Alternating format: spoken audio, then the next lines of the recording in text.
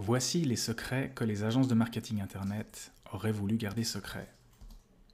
Pour avoir du succès avec votre site, vous devez avoir des visiteurs, beaucoup de visiteurs, les amener sur votre site et les convertir en clients. Qui dit visiteur dit client, et plus vous avez de visiteurs, plus vous aurez de clients. Il y a différentes sortes de visiteurs. Vous pouvez les obtenir au travers de la publicité, des listings email, des partenariats et de Google. Pourquoi Google ? Vous allez comprendre. La publicité est une méthode qui peut s'avérer efficace parfois, mais elle est relativement chère. Les listings email sont également chers. Les partenariats sont compliqués à mettre en place. Par contre, Google, c'est simple et gratuit. Et en plus, Google est utilisé dans 80% des cas. En effet, les autres moteurs de recherche ne sont quasiment pas utilisés. Google utilise des outils utilisés par les publicistes traditionnels. En effet, si vous regardez sur les deux images du haut, le seul détail qui change est l'œil, la direction du regard de la personne. Sur l'image de droite, elle regarde la marque.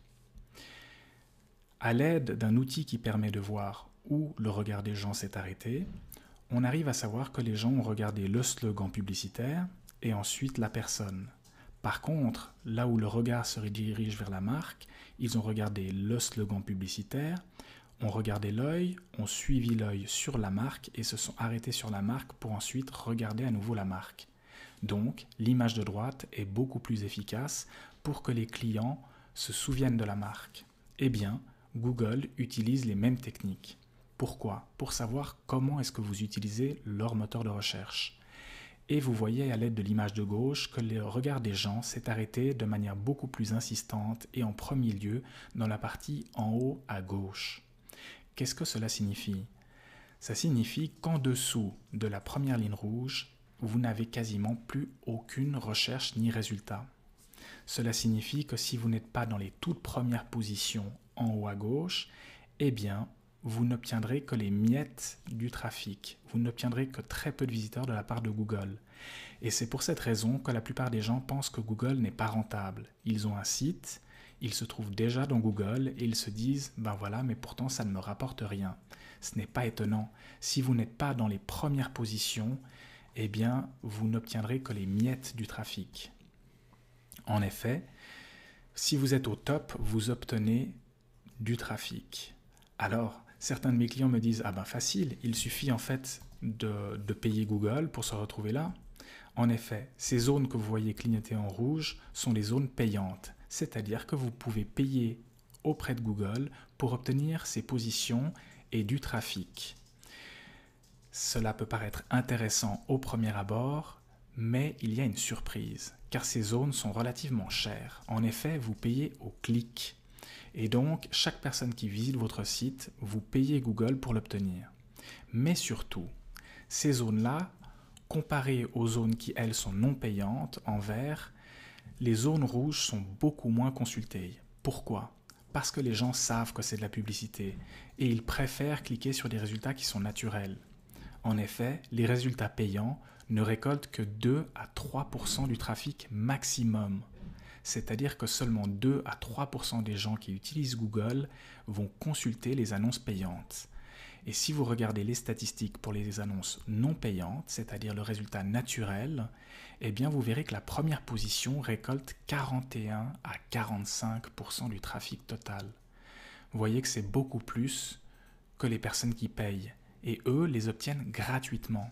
La deuxième position, elle, récolte 11 à 18%. Pourquoi beaucoup moins ? Eh bien, parce que les gens, s'ils trouvent une réponse dans le premier résultat de Google, eh bien, ils ne vont pas plus loin. Et en fait, ils ne vont pas beaucoup plus loin que la troisième position. Ensuite, les gens descendent tout en bas de la page et souvent consultent un petit peu plus la 10e position. Donc, soit vous êtes dans les premiers résultats, c'est-à-dire les 3 premiers résultats non payants de Google, soit vous n'aurez que les miettes du trafic. Les agences de marketing Internet veulent vous faire croire que c'est compliqué, qu'ils doivent mettre une personne à temps complet sur votre projet, que cela dépend d'une centaine de variables, qu'ils vont devoir mettre en place tout un système assez compliqué, mais ce n'est pas vrai. Et je vais vous expliquer pourquoi. En fait, pour avoir les premières positions dans Google, il vous faut bien entendu un site internet. Si vous n'en avez pas, je vais vous montrer dans les vidéos qui suivent comment en 30 minutes vous pouvez en créer un qui a un look professionnel et qui répond exactement aux exigences de Google. Mais surtout, vous allez agir une fois que vous aurez un site internet sur 3 variables qui sont simples et facilement manipulables, c'est-à-dire le contenu, les liens et l'activité. Pour le contenu, il vous faut 30 minutes par semaine. Pour les liens, 15 minutes par semaine suffisent et l'activité se fait automatiquement lorsque vous savez comment le faire. Cela signifie qu'avec 45 minutes par semaine, vous pouvez être en haut du moteur de recherche Google et ce, gratuitement. Qu'est-ce que signifie le contenu? Le contenu, c'est le titre de la page, c'est l'URL ou le nom de domaine de votre site. Mais ceci, je vais y revenir un petit peu plus tard et en détail. Vous allez comprendre, c'est extrêmement simple.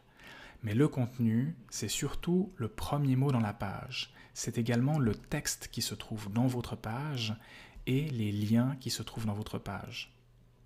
En parlant de liens, c'est la deuxième variable. Et les liens fonctionnent de cette manière. Si un premier site mentionne Wikipédia et insère un lien sur leur site, de sorte que quand vous cliquez dessus, vous arrivez sur le site Wikipédia. Eh bien, pour Google, Google va repérer qu'il y a un site dirigeant vers Wikipédia. Ils vont se dire « Ah tiens, Wikipédia est un site recommandé par celui-là ». S'il y a un deuxième site qui recommande également Wikipédia et qui envoie un lien, Google se dit « Tiens, 2 sites recommandent Wikipédia, Wikipédia doit être pertinent ». Et ainsi de suite. Et plus vous avez de sites qui recommandent votre site, plus vous gagnez de la crédibilité aux yeux de Google. Google se dit, tiens, ce site-là, beaucoup de gens le recommandent, ce site-là doit être pertinent. Et la troisième variable est l'activité.